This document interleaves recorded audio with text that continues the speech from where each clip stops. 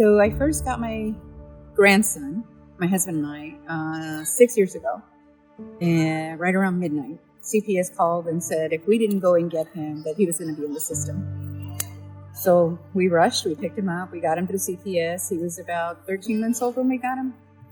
He wanted nothing to do with me. After 8 months, he went home. We got him and his sister 6 months later, again. And they stayed with us for about a year, give or take, and then they went back home. And then we got him again through CPS. My son and his wife were heavy into drugs, and they couldn't, between choosing the kids or choosing drugs was more important. The kids were more important to us, so we just kind of kept them. December the 5th, we were granted the adoption of this city. It's been a rough road. It really has. 2020, I was diagnosed with breast cancer.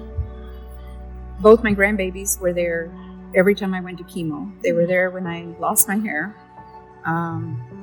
They were there trying to plate thermometers in my mouth. It's been a rough journey. I was cancer-free in November of 21. April of 23, I went in to get just a regular checkup. Turns out I had 4 tumors in my lungs. I am currently battling stage 4 breast cancer. I have, in August of this year, they found a tumor in my brain. Tomorrow I actually go to repeat all the scans to see if any of the tumors have shrunk or miraculously gone away, which I'm really, really praying for.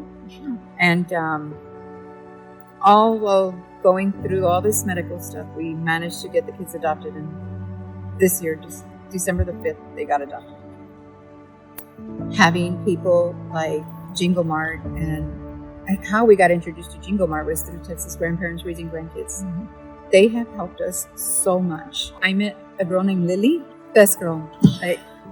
If you don't know who she is, you have to get to know her. I love her. I told my husband this year when I got diagnosed with the tumor in my head, in my brain, I told him, I don't know what we're going to do. I said, financially, we are taking a hit. We have to move. We have to do this. I said, I don't know what we're going to do about Christmas. The very next day, I got the email from JingleMart. And I'm like, oh my Jesus, you're really listening to all my prayers. I'm like, really listening. So I said, okay, well, let me register, because we really, really need the help. My husband's the only one working. I can't work full time. My son requires a lot of attention. So it's really difficult for us, one income, and everything goes up, rent goes up, gas goes up, groceries goes up, but his paycheck doesn't go up, so it's really, really difficult financially. So when I told my husband the next day I got the email for JingleMart, I'm like, I'm signing up, The lady tells me when I got here, and God is really good to me. She says, she goes, what time's your appointment? I said, it's at 1. And she says, no. She goes, it starts at 1. I said, no, I swear, I think it's at 1. And I said, but let me look. So I'm looking at it.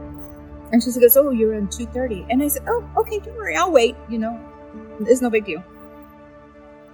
And then she wrote this 2 = 6. And I'm like, what does that mean? She goes, it means you have 2 kids. I said, well, yeah. I said, so don't I need another ticket?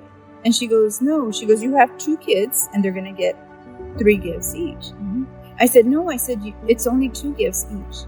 And she's like, no, they're going to get 3. And I'm like, oh my God. Because this whole time I've been wondering, okay, well, what are we going to do for Christmas this year?